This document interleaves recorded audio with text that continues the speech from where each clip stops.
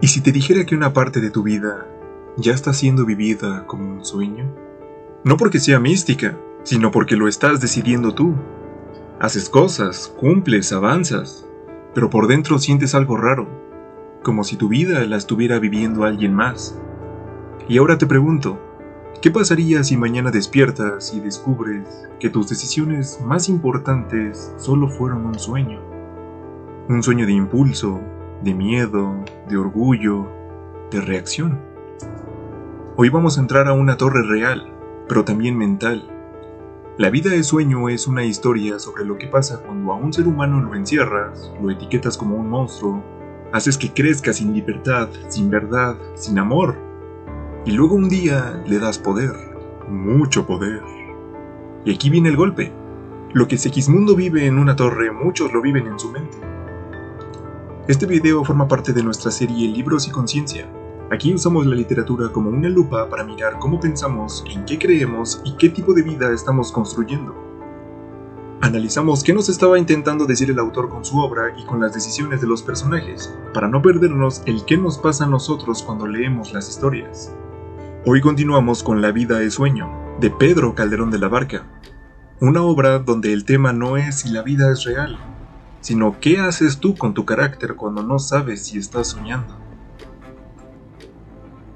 Antes de entrar de lleno con la historia, vale la pena aclarar que Pedro Calderón escribe La vida es sueño en pleno barroco y se estrena en 1635, a sus 35 años de edad. Ese siglo estaba obsesionado con una pregunta que a día de hoy sigue viva. Si el destino ya está escrito, entonces, ¿para qué esforzarte? ¿Para qué ser bueno? Y Calderón de la Barca responde a esta pregunta con una idea que atraviesa toda esta obra. Aunque la vida sea frágil, aunque el poder sea prestado, tu responsabilidad moral no se cancela. La fama de Calderón de la Barca viene de una vida entera escribiendo teatro. Se le atribuyen casi 200 piezas, y La vida es sueño es una de las más grandes por ser un drama filosófico. Está estructurada en 3 actos, con nobles, corte, sucesión al trono, pero debajo de lo político hay temas más serios: el honor, el destino, la libertad humana y la pelea interna entre pasiones y la voluntad.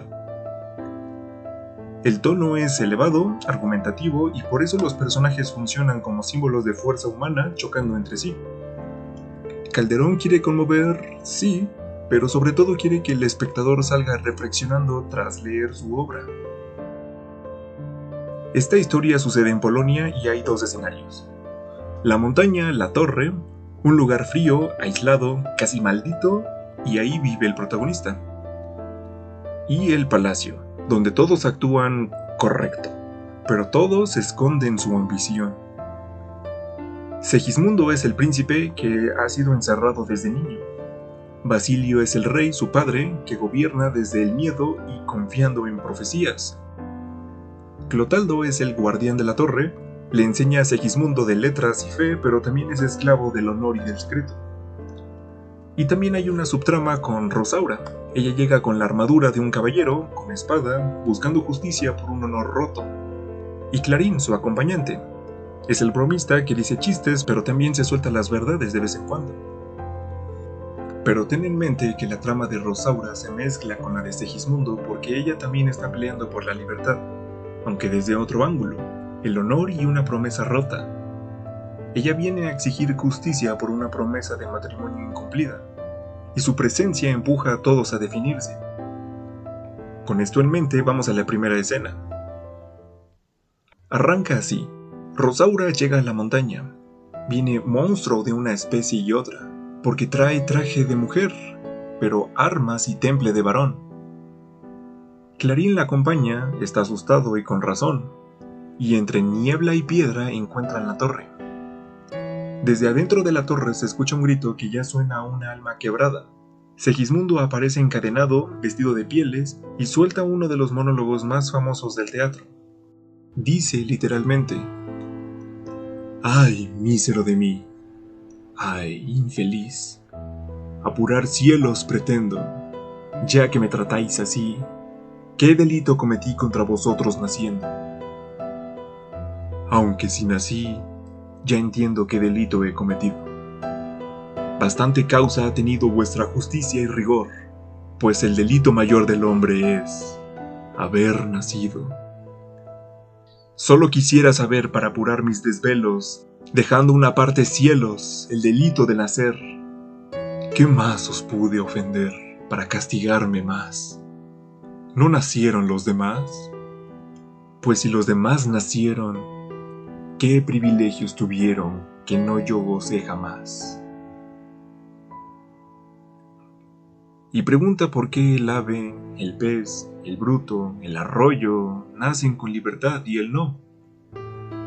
Y cuando siente que Rosaura y Clarín lo están escuchando, vuelve a lo único que aprendió en soledad, la amenaza.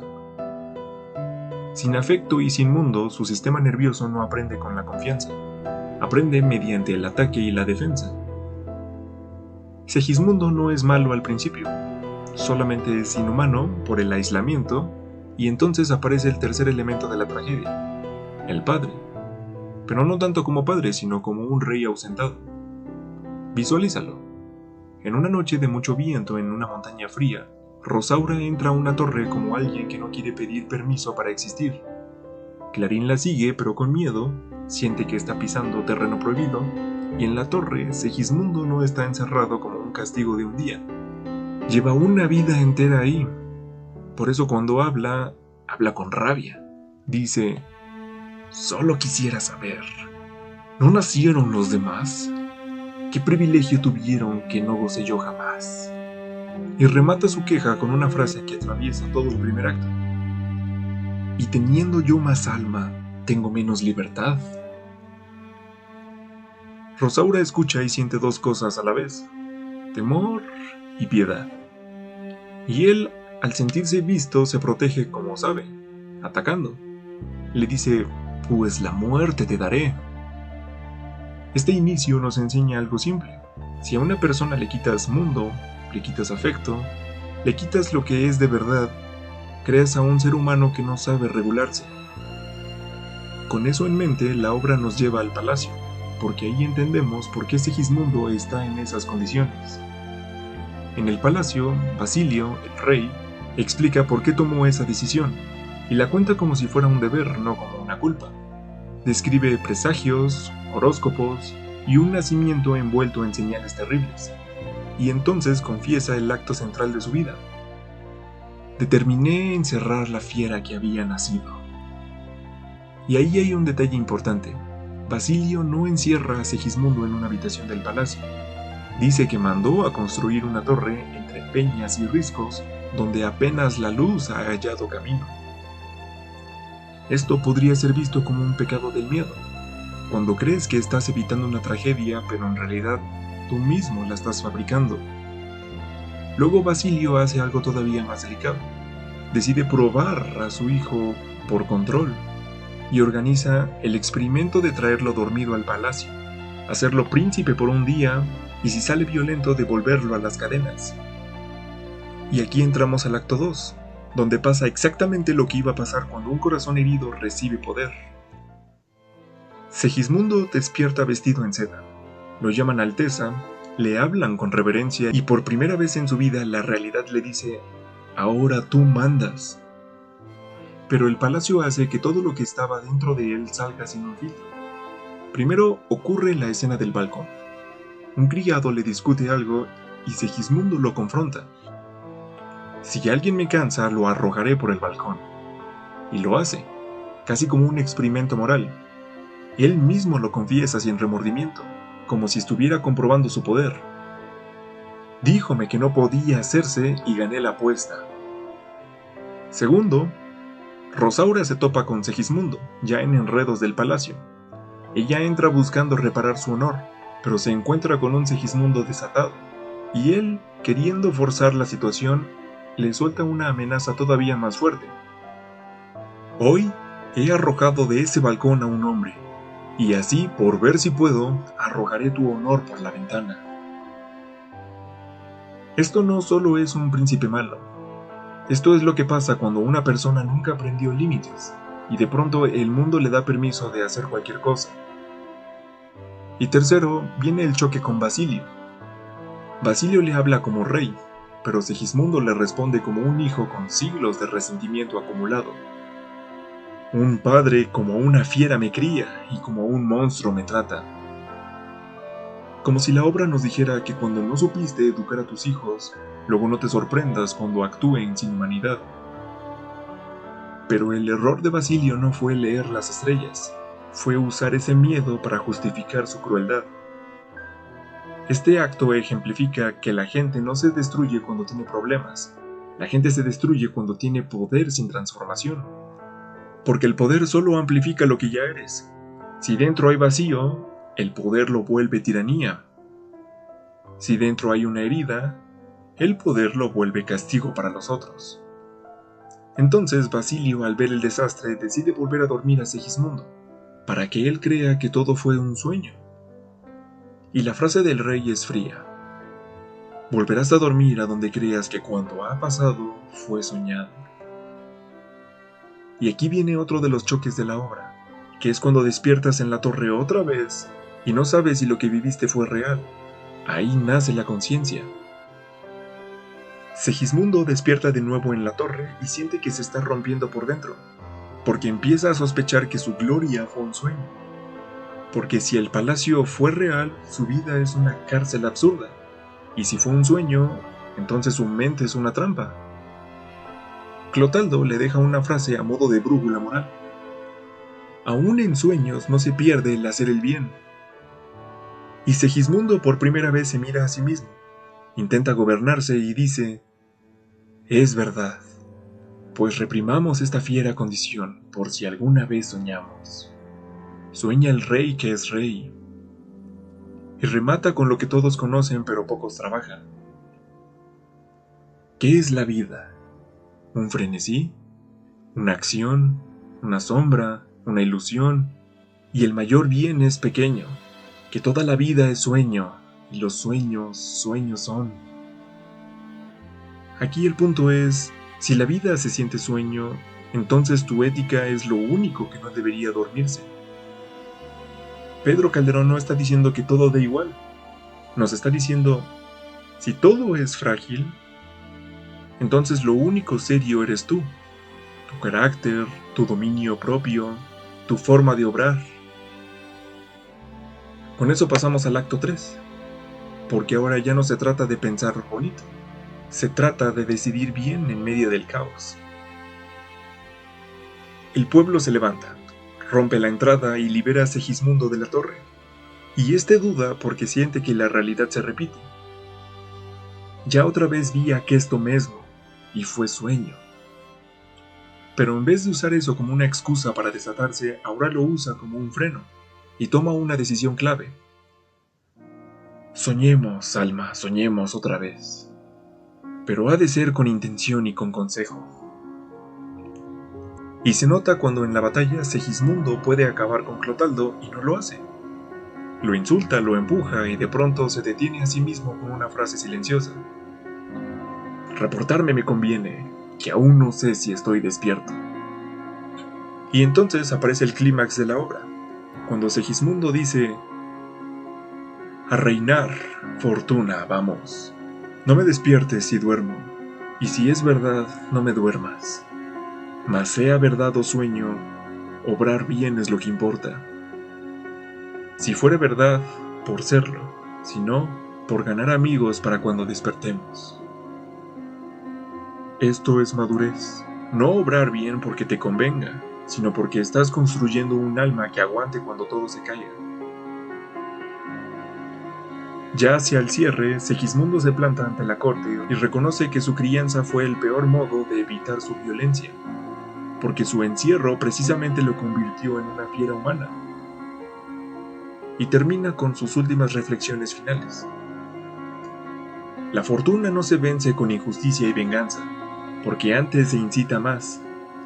Y así, quien vencer aguarda a su fortuna ha de ser con prudencia y con templanza. Y yo podré, que soy menor en las canas, en el valor y en la ciencia vencerla. Y ojo, aquí Rosaura vuelve a ser clave, porque su historia obliga a Segismundo a elegir. Él mismo lo hace con la idea central. mas a un príncipe le toca el dar honor que quitarle.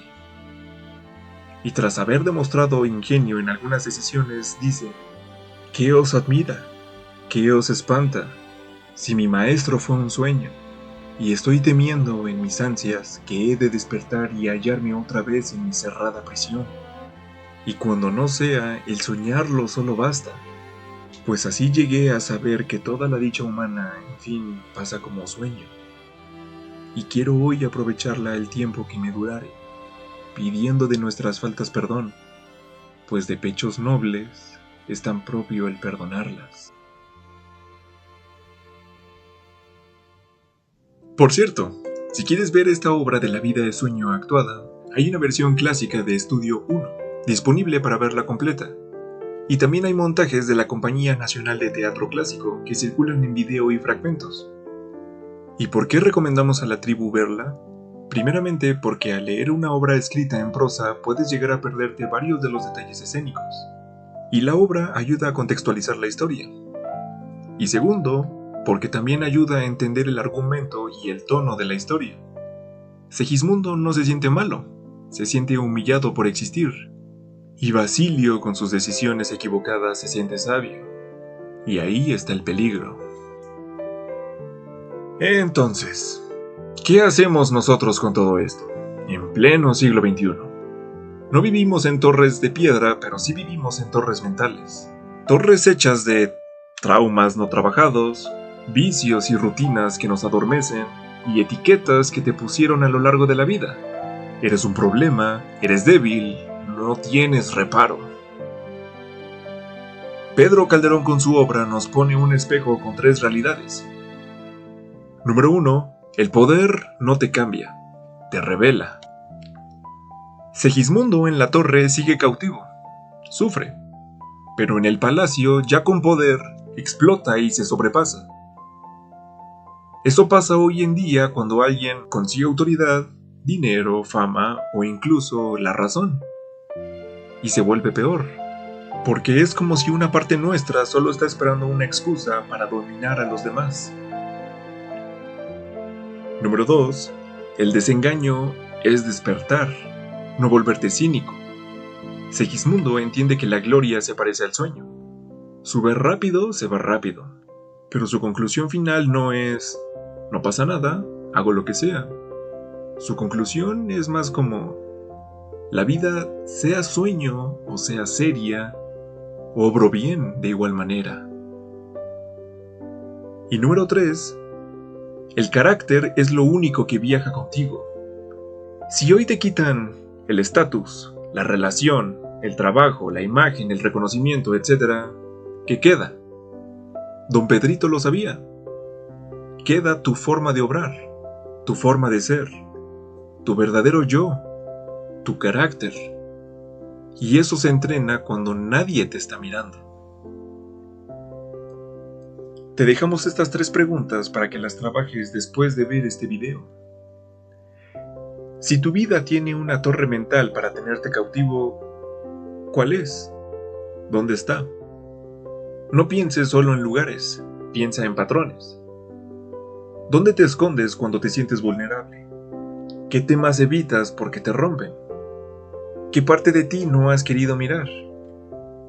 Nombrar la torre te ayuda a realizar un mapa para identificarla en el futuro. Podrías decir: mi torre se construyó por abandono, y hoy se mantiene porque no dejo que nadie se me acerque de verdad.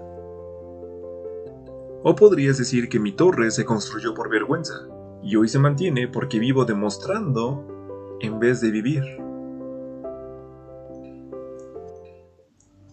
¿Qué parte de ti se vuelve tirana cuando tiene poder?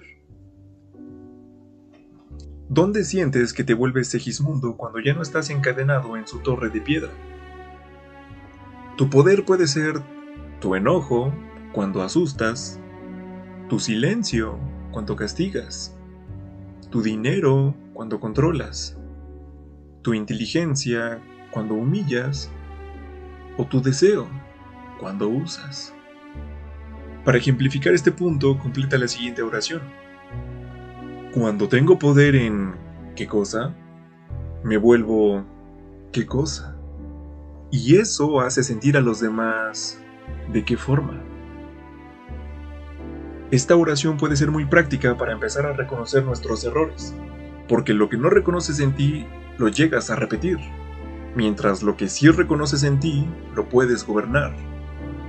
Por ejemplo, cuando tengo poder en tener la razón, me vuelvo soberbio y hago sentir al otro pequeño. O por ejemplo, cuando tengo poder en el enojo, me vuelvo una amenaza y eso hace sentir al otro miedo.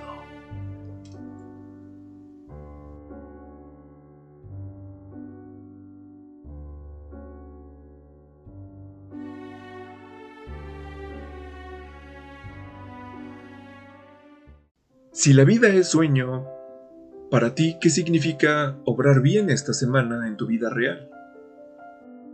No te respondas con ser una buena persona. Dite una acción. Segismundo lo deja claro cuando dice, mas sea verdad o sueño, obrar bien es lo que importa. Y por ejemplo, puedes decir, obrar bien significa que hoy, ¿qué? Obrar bien significa que dejo de, ¿qué? Obrar bien significa que reparo, ¿qué cosa? Por ejemplo, te puedes decir, el día de hoy, obrar bien quiere decir la verdad sin crueldad. Dejo de expresar o de manipular para ganar. Reparo una conversación con un pendiente. Al decir, perdón por lo que dije, estaba enojado.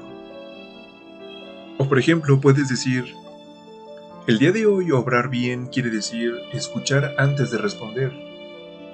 Dejo de interrumpir a los demás para imponer. Me reparo en una conversación con alguien que siempre evito. Porque el punto es entender que la obra de Pedro Calderón de la Barca, a más de varios siglos de ser estrenada, aún su obra nos haga más conscientes. La vida es sueño te ayuda a poner los pies en la tierra. Tu historia puede ser confusa, injusta, pesada, pero tu responsabilidad moral no se cancela. Basilio quiso evitar el destino controlándolo todo, y aún así creó el monstruo que tanto temía. Segismundo pudo usar su pasado como excusa y con carácter, pero decidió dejar su actual actuar. Y nosotros como tribu nos quedamos con esto. Si sientes que tu vida se te pasa como si fuera un sueño, entonces despierta por donde sí puedes, tu siguiente decisión. Y si quieres una conclusión con la firma de Calderón, no es solo el obrar bien, es cómo se logra. No venciendo la vida con violencia, sino con prudencia. A juicio de la obra, solo el ejercicio de la prudencia y la templanza libera al ser humano de la esclavitud y de sus instintos. Eso es lo que Segismundo aprende tarde y lo que nosotros deberíamos aprender temprano. El verdadero trono es gobernarte. Si este video te despertó algo, suscríbete y quédate cerca. Déjanos en comentarios cuál es tu desengaño. Esa frase o idea que te cayó como un golpe de realidad, como a Segismundo cuando volvió a la torre. Y compártelo con esa persona que está viviendo en automático.